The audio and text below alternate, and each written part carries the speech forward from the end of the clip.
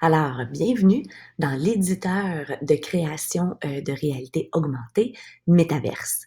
Alors, vous avez ici sous les yeux la plateforme qui vous permettra d'organiser votre parcours.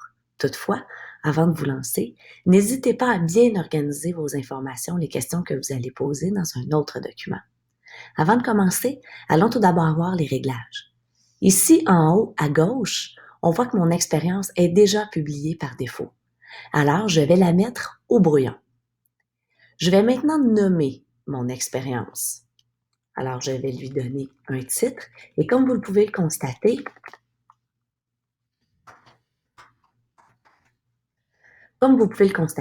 l'interface est en anglais.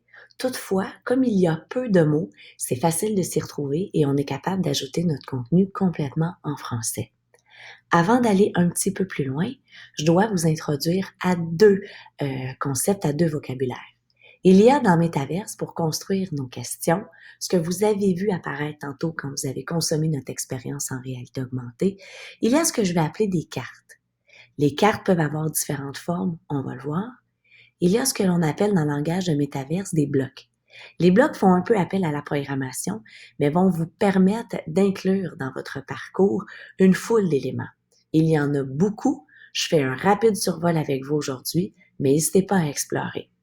Alors, voyez-vous ici, j'ai tout d'abord une première scène qui serait jouée, une première carte.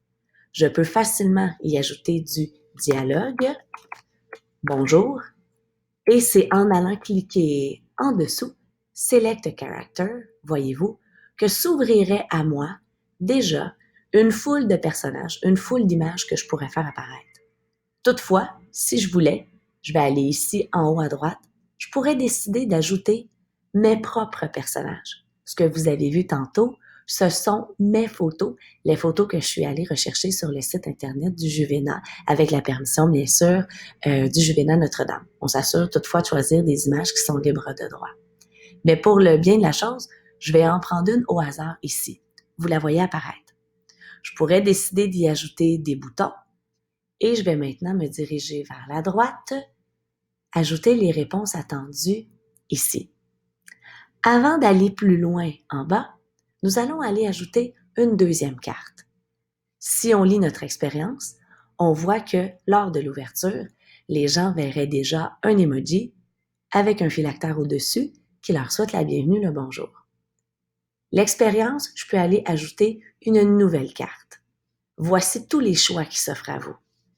Est-ce que vous mettrez une carte dans laquelle un personnage s'adressera aux personnes qui consomment votre expérience? Est-ce que vous mettrez une carte dans laquelle la réponse sera un chiffre, un numéro, sera un mot? Alors, on voit très bien qu'on pourra en faire un breakout édu. Il y a des cartes ici qui permettent aux gens de ramasser ou de donner des items virtuels. On est capable d'aller ajouter un lien URL. On est capable d'utiliser également la caméra pour demander aux gens de prendre une photo, un selfie ou même une petite vidéo. On pourrait, avant de poser des questions, demander aux gens d'aller sur YouTube ou on pourrait même travailler avec des vidéos et des images 360. Alors, voyez-vous, vous avez une foule de possibilités justement dans ce qui s'offre à vous. Si vous voulez aller explorer les blocs, il y en a beaucoup trop pour que je passe à travers aujourd'hui avec ce court tutoriel. Je vous encourage simplement à dérouler le menu et à vous amuser, à voir tout ce que vous êtes capable de faire.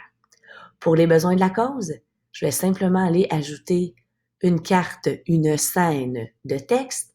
Elle va s'ajouter à la droite par défaut. Les scènes sont nommées par leur ordre d'apparition. Et voyez-vous, on fait la même chose, on répète. Si vous voulez changer l'image au centre, pour en mettre une autre, on vient cliquer sur le petit crayon. On pourrait poser ici une question.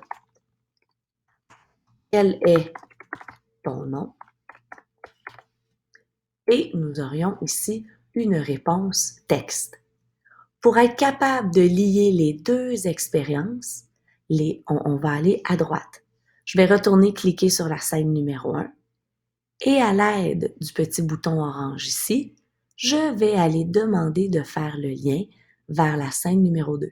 Je vais faire apparaître un petit fil, une espèce de petit cordon, un lien qui va les lier. Alors, je viens cliquer ici je vais vers la droite, je demande une transition vers la scène, j'aurai d'autres choix. Je pourrais terminer mon expérience ou la suspendre et je vais demander une transition vers la scène numéro 2. Maintenant, avant de partager mon expérience, qui serait facilement partagée via un code QR, le code QR est assez amusant et va reprendre la première image que vous avez mise dans votre expérience. Vous voudrez peut-être tester. Eh bien, c'est très facile. Vous n'avez qu'à appuyer ici « Test on device ». Ayez votre portable, votre iPad à portée de main. Ayez l'application de Metaverse également ouverte et vous serez capable de tester votre expérience avant de la faire vivre à vos élèves. Une fois que tout est à votre goût, n'oubliez toutefois pas de revenir mettre votre expérience en mode publication. Parce que tant qu'elle est en mode brouillon, en mode draft, vous seul pouvez l'essayer sur votre mobile. Alors, bon succès! On espère que la réalité augmentée va vous plaire et on espère que vous soumettrez vos élèves à l'effort métacognitif de créer une expérience originale avec un contenu pédagogique intéressant pour leurs collègues. Bonne création!